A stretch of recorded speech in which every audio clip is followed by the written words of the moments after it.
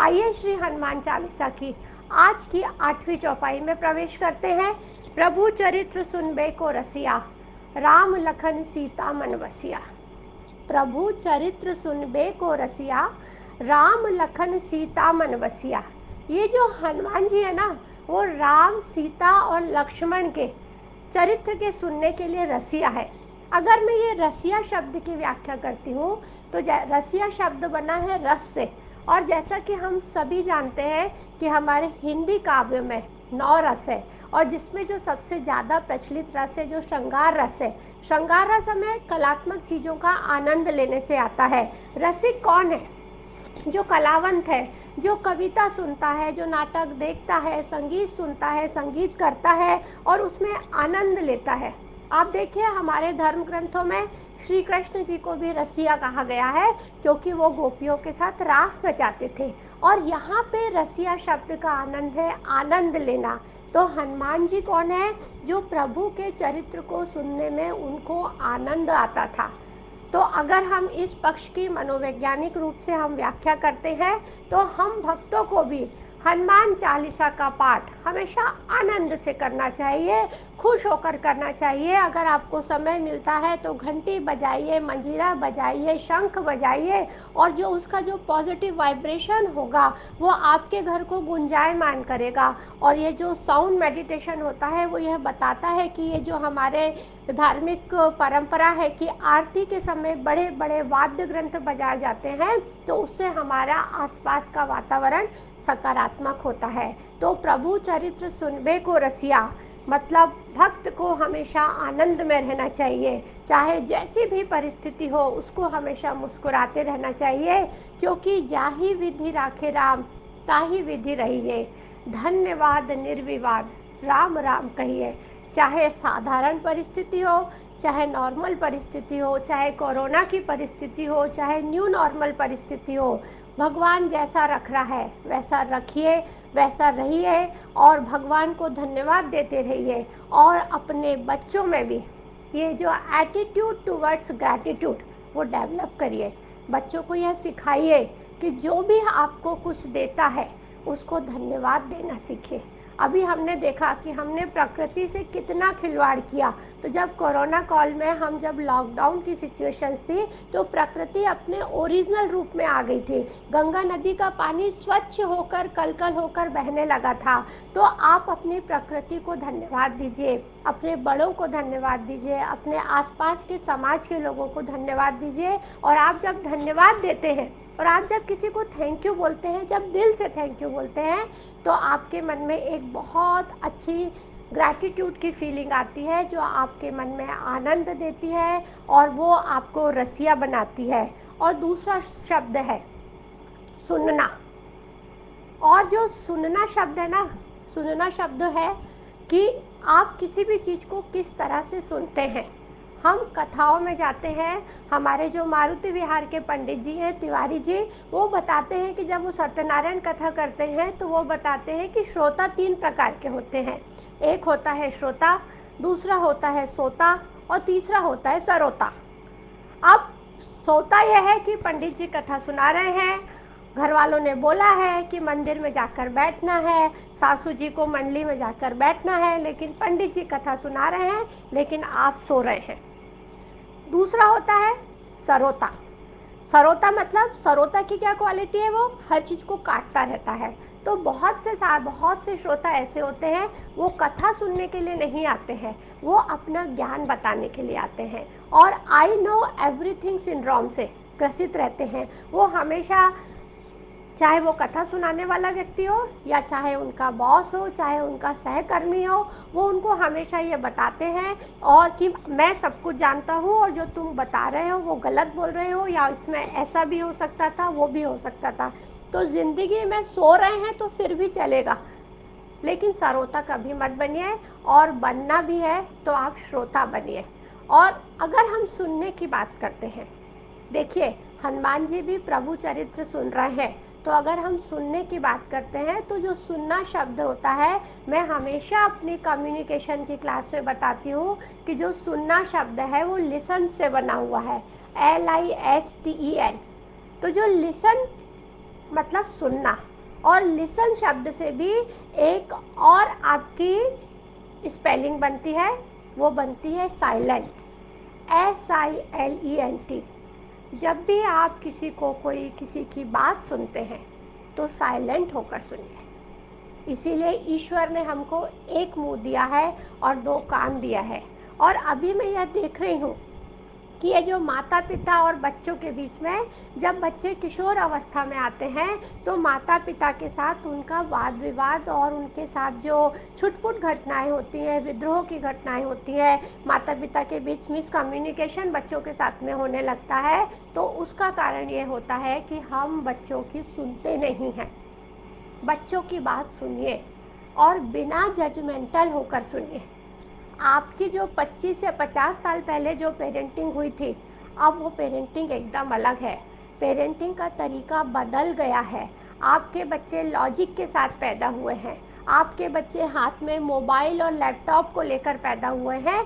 तो आपको अपने बच्चों की बात को सुनना पड़ेगा, क्योंकि जो बच्चा आपकी बचपन में स्कूल से आपके आकर आपको एक एक बात बताता था और आप जब बिजी रहते थे उसके बावजूद वो आपको खींच खींच के आपको सारी बातें बताता था और वो गलती भी करता था तो हम उसकी हर बात का कौतुक करते थे, मुस्कुराते थे, खुश होकर उसकी बातों को सुनते थे। लेकिन वो जैसे ही बड़ा होने लगता है और बड़ा होने के साथ साथ बच्चों का साथ जो सबसे बड़ा एक जो संगत का असर होता है वो दोस्तों का होता है। तो दोस्तों के कारण उनके बहुत सारे एनवायरमेंटल इशू आ जाते हैं। हर परिवार के संस्कार अलग अलग होते हैं और बच्चा आपको कुछ बताना चाहता है तो हम इमीडिएटली जजमेंटल होकर उसकी बातों को काटने लगते हैं और उसको डांटने लगते हैं। और उसका असर ये होता है कि बच्चा आपको बताना बातों को बंद कर देता है। तो हनुमान जी इस पंक्ति के माध्यम से कह रहे हैं कि अगर आपको किसी की कोई भी बात को सुनना है तो आप रस लेकर सुनिए और साइलेंट होकर सुनिए। और आपको चीज़ों में रस कब आएगा? आपको चीज़ों में रस कब आएगा? जब आप उस चीज़ को आप माइंडफुलनेस के साथ में आप काम करेंगे। माइंडफुलनेस का मतलब क्या होता है? आप उसमें अपना मन लगाकर काम करते हैं। ऐसा जो भी काम करें जिसमें आपको आनंद आता है तो उसमें आपको ज़िंदगी का रस आने लगता है।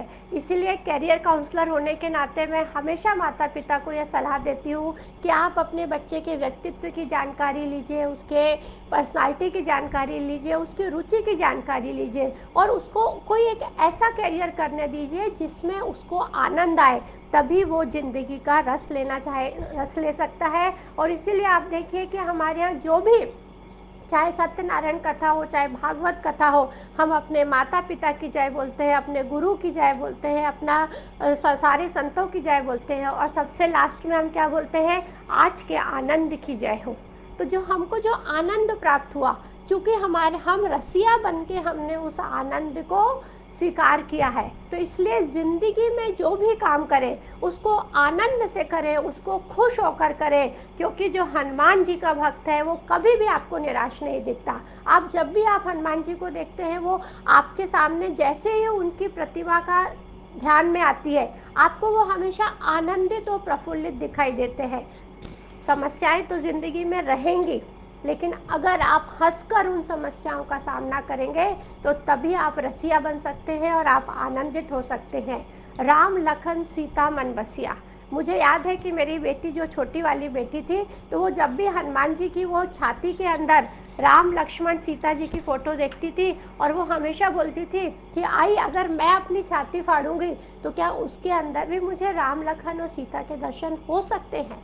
सो एक्चुअली हनुमान जी ने राम लक्ष्मण और सीता के प्रति इतना प्यार किया, इतना समर्पण किया, अपने आप को मिटा दिया कि उन्होंने अपने हृदय में राम लक्ष्मण और सीता को रख लिया। तो ऐसे ही ये है कि अगर आप चाहते हो, अगर इसका मैं मनोवैज्ञानिक पक्ष देखूं कि अगर मैं चाहती हूँ कि मैं अपने हृदय में राम लक्ष्मण और सीता को रखूं, तो राम लक्ष्मण सीता क्या है? राम लक्ष्मण सीता ये देवी गुणों के परिचायक है। और शूर्पणखा, कुंभकर्ण, कंस, ये क्या है? ये आसुरी शक्तियों के परिचायक है। अगर आपके मन में दूसरों के प्रति प्यार है, दूसरों के प्रति स्नेह है, दूसरों के प्रति क्षमाशीलता है, करुणा है, तो आपके मन में राम लक्ष्मण और सीता बैठे हुए हैं। और अगर आप दूसरों के सुख से दुखी हो रहे हैं, अगर आपके मन में ईर्ष्या भरी हुई है, आपके मन में नेगेटिविटी भरी हुई है, एक जलन की भावना है, आपके मन में घृणा है और क्रोध बहुत ज़्यादा आ रहा है, तो आपके मन में शूर्पणखा, कुंभकर्ण और ऐसी कंस जैसी आसुरी शक्तियों का विश्वास है। तो हनुमान जी इस पंक्ति के माध्यम से कहते हैं कि प्रभु चरित्र सुनबे सो रसिया, राम लखन सीता मन बसिया। तो अगर आप प्रभु के चरित्र को रस लेकर मन लगाकर सुनते हैं, तो अपने मन में जब आप अपने मन की तरफ देखें तो आपको मन के अंदर पॉजिटिव गुण नजर आना चाहिए। तो हनुमान चालीसा के माध्यम से हनुमान जी यही संदेश देना चाहते हैं कि आप में से हर किसी को देवी और देवता बनना है। कहते हैं कि हमारे यहाँ 33 करोड़ देवी देवता है, और देवी देवता है उसमें एक जो धातु है वो क्या है? दे, जो देता है। याद करिए लक्ष्मी जी की मूर्ति को। लक्ष्मी जी की मूर्ति अपने हाथों को इस तरह से देते हुए सिक्के दे रही है। साईं बाबा, दुर्गा जी, शंकर जी सब इस तरह से हमें आशीर्वाद दे रहे हैं। तो देवी देवता कौन है? देवी देवता वो है जो किसी को कुछ ना कुछ हमेशा देता है। इसीलिए हमारी हिंदू धर्म संस्कृति में हम नदी की भी पूजा करते हैं क्योंकि नदी हमको पानी देती है। हम सूरज की पूजा करते हैं क्योंकि सूरज अनवरत हमको प्रकाश देता है। हम चंद्रमा की पूजा करते हैं क्योंकि वो हमको शीतलता देता है। हम तुलसी माँ की पूजा करते हैं जो हमको हमारे घर के माहौल को एंटीऑक्सीडेंट बना के रखता है। पीपल की पूजा की जाती है कि पीपल की पूजा जो हमें ऑक्सीजन प्रदान करता है। तो ये बड़ी छोटी छोटी बातें हैं। हमारे यहाँ शादी के बाद लड़की से कुआं पूजन कराया जाता है। कुआं पूजन मतलब ताकि हम जल देवता की पूजा करते हैं। हमारे यहाँ चूल्हा की पूजन कराई जाती है, अभी हम गैस की पूजन करते हैं। तो वो बेसिकली है कि हम अग्नि देवता की पूजन करते हैं। मतलब भारतीय संस्कृति जो आपको देता है उसके प्रति वो पूजा कराती है और उसके प्रति श्रद्धा का और आभार का भाव रखती है। तो अगर आप भी अपनी छाती को फाड़कर, अपने हृदय को फाड़कर अपना देखिए और जाके देखिए कि आप क्या आपके मन के अंदर देवी और देवता हैं। और आप देवी देवता बहुत आसानी से बन सकते हैं।